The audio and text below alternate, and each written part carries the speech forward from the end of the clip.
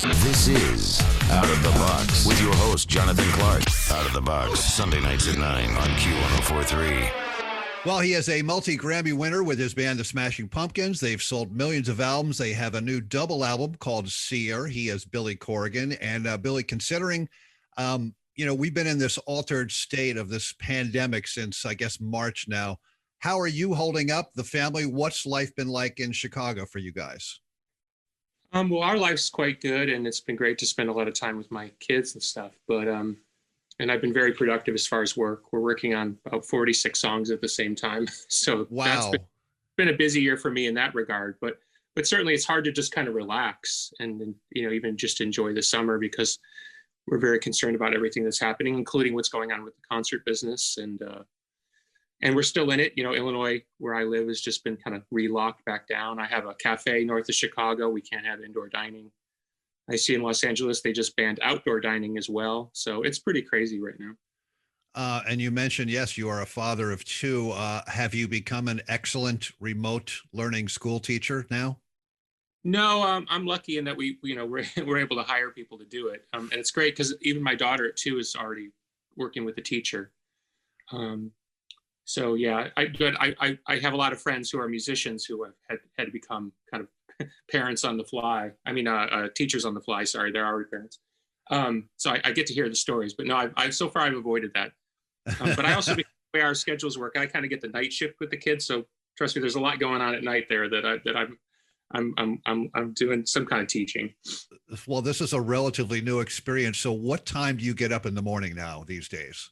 What's funny is ever since about early 90s, I get up around 7 a.m. Oh, okay. So I'm usually up with my kids. I get up usually before my partner does, traditionally, although she gets up really early now to go bake for our tea house. Right. But I want to talk about the tea house in a little bit. Let's get to the new album, though. The last album, Shining Oh So Bright, I think only 8 songs. You worked with Rick Rubin on that. Here we are now with 20 songs on a double album. So what happened? Well, the thing with the Rick record was we were only supposed to do 1 song, and it turned into 8, and then it kind of turned into an album. But I never thought of it as an album, and never really. And even when we were promoting it, I said it's not really a record in the traditional sense for the Pumpkins. It's more like a kind of a session, like the results of a single session or something. This is the first time really since James left the band, or we broke up in 2000, whatever. Since we really dug down and made a record more in the traditional frame of how we used to make records. And so that's why you see a lot of music there. There are guitars on this new album, but lots of new sounds, lots of keyboards. Yeah, it's funny. We've always used a lot of keyboards, but it seems when we push the keyboards more forward, people seem to notice, because I think they think of us as a guitar band. Well, we've always used keyboards, so it's not as big a stretch for us, maybe, but I get why people kind of have a sort of a reaction to it. But that said, I think it brings the band into a more contemporary frame that allows us to have a different conversation than the one I've seen to be having for the last 20 years, which is how does guitar music work within the frame of modernity and stuff like that. And I think we've sort of shattered that frame. And I think the record we're working on now, which will hopefully come out by, say, the end of next year, sort of rebalances that frame between our guitar history and our kind of experimental history. For us, it's like a journey, like when we did the Rick record, it was almost all guitars, a little bit of synthesizer. Because Rick wanted kind of what he thought was the traditional sound. We were fine with that. And again, we thought we were only going to do 1 song. So it wasn't like we didn't have some big talk about it. But when we really get in there and work on new music, it's like, what can we do that's something fresh? Because people forget, when we started doing really loud guitars in the early 90s, I mean, people treated it like a really anachronistic thing. Now it's very standard, but for many years, guitar was kind of shunted to the side as far as a power instrument. So it's kind of weird. It's like you kind of bring something back in the mainstream, and then it becomes the millstone by which everything is compared. But we've never felt that way. When I speak to songwriters, I'm always curious about how songs come to them. And to a person, they always say this. They say the best thing in the world is when the song comes to you really quickly, almost maybe even fully formed. And it's like you can't get to some sort of recording device, or maybe a pen and a pad of paper to write it all down, before it vanishes into the ether. Has this happened to you in the past, and does it still happen to you? Yes and yes. I mean, it's a pretty wild experience. I've even had the experience where it's like, we're supposed to leave and the kids are getting their shoes on or something. So I sit at the piano and it just comes like, woof, like I'm not even thinking about writing music. I'm just like bored. And I'm just like, I'm gonna sit at the piano for 5 minutes and tinker around. And suddenly I'm like wrestling with this idea. And because I remember there was this thing they asked John Lee Hooker about. They said, what do you do after you write a song? And he said, well, I go to the movies. And they said, do you record it? And he said, no, because I figure if I still remember the song when I get back from the movies, it's a good song. So what I'll do is I'll kind of make a quick little sketch of the idea and then go out the door. And if I come back and I listen to it again and it really catches me, almost like surprises me, then I think I'm onto something. Yeah, it's happened to me many times, and it's pretty bizarre. It's a totally inexplicable thing that happens. It's a beautiful thing. By last count, you were sort of touching on this before. By last count, and it's maybe more of this, you've done 6 really cool and creative new videos for this new album, 3 of which I think, or maybe more, are animated. Did you do all of these during the pandemic? Any of them done before, or? No, everything's been a reaction to the pandemic. So we started doing the animated series because we didn't think we could get together to make videos. And then somewhere through that, the pandemic seemed to lessen up. So then we kind of figured out some very distant way to make videos, which has been interesting in itself because like I've been shooting all my stuff. I really haven't left, Chicago since March. And now we're back in kind of lockdown land again. So I'm glad we were able to do what we've done. But it's been definitely an experience, I couldn't have predicted it. I predicted a lot of things, but I couldn't have predicted this. You might be the busiest guy during the pandemic I've spoken to. It's amazing how prolific you've been with sort of all these various sort of projects you have going on, since this started. It's impressive. It really is. You're speaking about the videos. I just had Charlotte Kemp Mule on this show a couple of weeks ago, and she directed the video for Witch, I think, right? Yeah, that's true. Yeah. And the songs I've been playing from the new record are really great. They sound fantastic on the radio. Seer, which is the title track, and also Anno Satana. So there's this new double album, but I read somewhere, and you touched on this briefly, that you're working on a sequel or a follow-up to the other double album you did, Melancholy, for the 25th anniversary or something? Yeah, it's a sequel. Well, we did 2 concept albums in the 90s. Machina was the second, Melancholy, Machina, 95 and 2000. And so this is the third in the trilogy. I'd always hoped to do it. I just didn't think it was going to happen with all the band issues that happened. But yeah, so I've been talking about this for years. So I'm glad I finally got it all lined up to do it. And we feel really good in-house, like to do a double record, especially it's conceptual, like the record we're working on now it's 33 songs, that record. It's a lot of work, and everybody's got to kind of be on the same page. But it's probably the first time since we made at least Melancholy in '94 that we've been this kind of harmonious in the band house. And that's perhaps a 2021 release, you think? Yeah, I'm hopeful we could start putting out some music at the end of next year. Everything is already written. And so we're sort of in a phase getting ready for arranging. Because it's going to be kind of a rock musical, I'm trying to write the lyrics before I do the drums, because I have to know where all the lines line up. So we're supposed to do drums in March, and as soon as we're done with Jimmy's drums in March, we'll jump in and probably be about 5 or 6 months of recording, which does line up to maybe putting out a single by the end of next year. You were recently quoted in an interview where you said something which I really love, that the Smashing Pumpkins are always trying to be the band that they've never been before. And I love that quote because you know why? It's brave and it's admirable, and not many bands do that. And it reminds me, of course, and you know this, David Bowie. You got to work or play with Bowie, I think, at least once, right? Yeah, actually, we were around David professionally probably about 20 times in various things like festivals, TV appearances, stuff like that. But got to know him a little bit behind the scenes, played his 50th birthday party. And we were on the same label, so there was some other connections there where we kind of got to work on some things together. So yeah, really great experience for me. And then, of course, working with Mike Garson, who was Bowie's pianist, who's still our friend.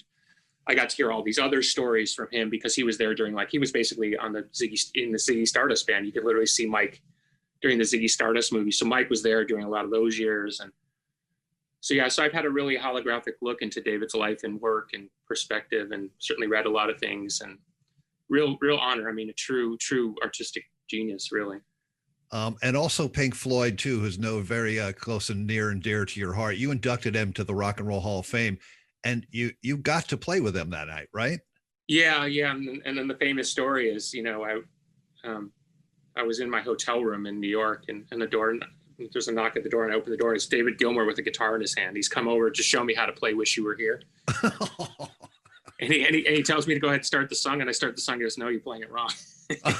Oh man! I'm getting guitar lesson from David, who's really lovely. He's just like the nicest person.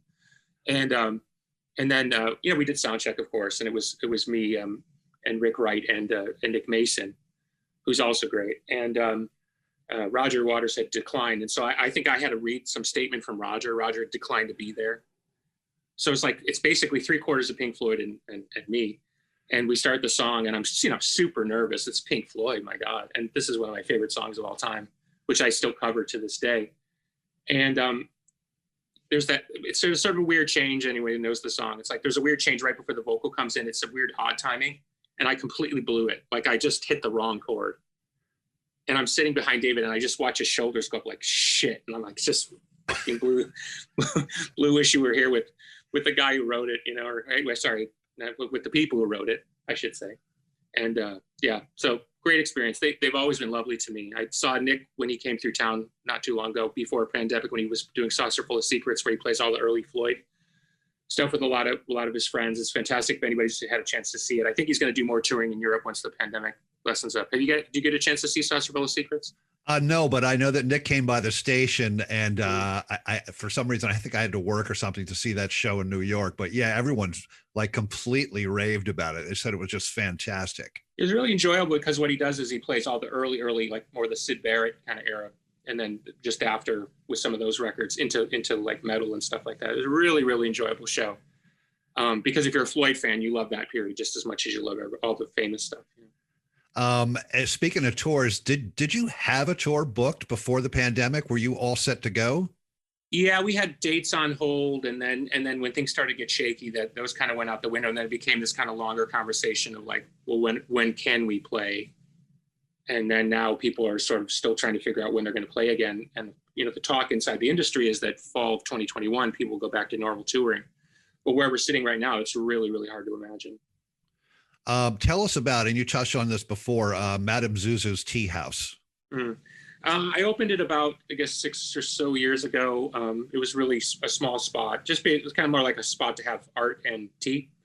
And now we're at a bigger location. We're 4,000 square feet. Unfortunately, we can't be fully open because of the pandemic. But we're now like a vegan cafe on top of it. And that's in Chicago? Where is it? Yeah, we're 25 miles north of Chicago in a town called Highland Park, where I live. And it's great because it's supposed to be kind of an artistic cultural hub on top of just being a cool place to eat. And so it's done really, really well so far. So all the work at the other place where we had has paid off. But unfortunately, we're right in the middle of it. And people literally come in, they say, can't believe you're opening a restaurant in the middle of a pandemic. Yeah. It's true. But honestly, and even when you touched on all the work that I've done this year, my reaction to everything that's happening is just to stay busy. And I know that's not, everybody doesn't have that choice. But for me, that's been the way that I've tried to stay sane, because it's just really, really difficult, because the unknown is always the part that makes most people anxious. You just don't know what's going to happen. Have you installed the outdoor heating lamps yet for the outdoor tables? Yeah, we actually have that. My partner talked me into it, and I thought it was a bad idea, because I'm like, who's going to eat outside when it's 45 degrees? But people are, because they want to get outside and they want to have some food. So I guess outside of the really cold months of winter, I guess we'll be fine with outdoor dining starting in March again. The other day, 45 degrees, there were people sitting outside eating. So God bless them, Hey, this story's been all over the press, but I just want you to touch on it briefly, because I found it just fascinating. In the midst of the beginning of all your success in the mid-90s, you decided to become a journalist. I forget, it was a guitar magazine. And one of your assignments, or one that you actually suggested to your editor, I guess, was that you wanted to talk to Eddie Van Halen. Mm-hmm. Would you tell that story again? Sure, yeah. I had a relationship with the magazine, and because I'd written some columns for them. And so one day I called them up and I said, I'd really like to interview Eddie Van Halen. And this was a time, this is just my memory, was a time where maybe Van Halen wasn't as big in the culture for whatever reason. Of course, Eddie remains a guitar god, so that wasn't really the question, but it was like, they were like, why do you want to interview Eddie? Because they had such a great relationship with him. I think they were worried I was going to mess it up. I said, because he's an alternative musician, and I really want alternative music people to understand how important this person is, and even particularly to alternative guitar players.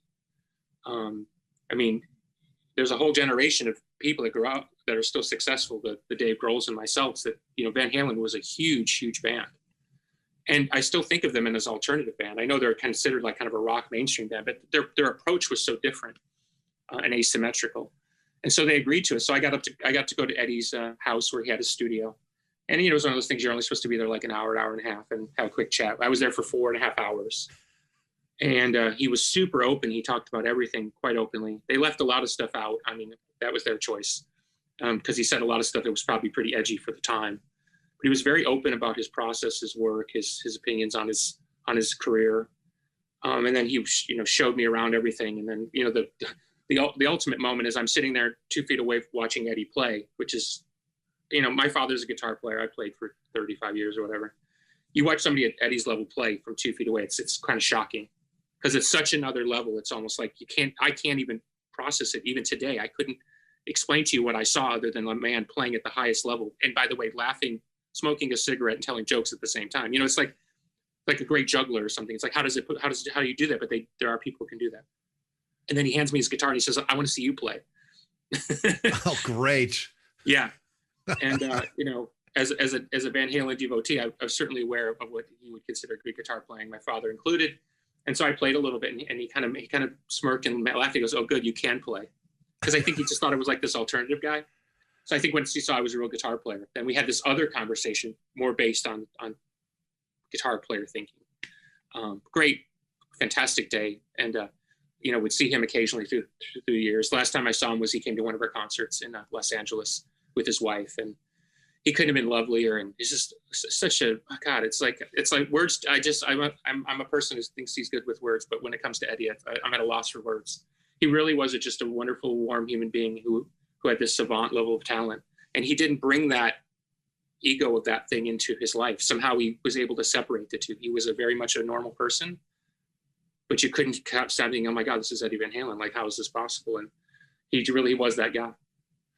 You know, I have a feeling you are like me in this sense, and perhaps even more so as far as diving deep into your favorite bands and songs. And perhaps, you know, I have found that now little not so obvious things can sometimes become some of my most favorite parts of a song, or just one of my favorite parts of a song. For example, Van Halen Unchained, you know, I love the guitar solo. It's ridiculous. It's out of this world. But in that song, there's that part where Ted Templeman comes into the studio and there's this banter, which I'm sure you are aware of, between Ted Templeman and David Lee Roth. Does that happen to you with certain songs?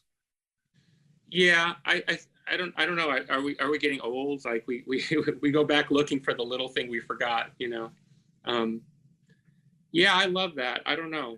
I wish I could give you a good example, but it's like mostly I listen to obscure music now, and people ask me why. It's because I've listened to the Beatles too many times. You know what I mean? It's like I think I've heard every nook and cranny and breath in those records. So now I'm listening to like the solo records of the guys who knew them. You know, I'm into that world. Who do you like these days that's sort of new? Grimes, I think, is probably one of the most talented artists out there. She's just incredible. I can't sing her praises enough. You know, it takes a lot for me to sort of be moved by a younger artist, because you know, as I like to say, they're not really speaking for me. They're speaking for their friends and their generation. But I think she's a world-class artist. Hey, do you remember the first time you played in New York City? And if so, where was it? I think the first time we played was at CBGB's at the CMJ showcase, which would have been, I think, 1990 or 91. I think it was before our Gish album had come out. It's possible it would have been out. I can't remember, but I do remember that Hole was on the bill and Hole was after us. And I was a bit grumpy because I was like, I thought we were headlining. And they're like, no, you don't understand. There's always there's the headliner band, and then there's the band that plays after the headliner band. Yeah, that's right. I remember that. Everyone leaves. Yeah, about CBs. Yeah. Yeah, and I thought that was kind of strange. And it did happen because when we played, the place was completely packed. And then when Hole took the stage, like almost everybody had left except 75 people. And I felt bad for the band because the band was quite good. But yeah, I didn't understand that, but I guess it was kind of a New York tradition or something. He is Billy Corgan, the Smashing Pumpkins, with a brand new double album out called Cyr, CYR. And Billy, thanks so much for giving us the time, and congrats on everything you're doing. And honestly, my wish is to see you guys just melting our faces once again on a stage here in New York City. Well, hopefully the sound in your hazmat suit will be optimal, and we'll be like a Floyd thing. We'll fly planes around your head in your 3D hazmat suit. God bless. I love it. Thank you, Billy. Take care. Bye-bye.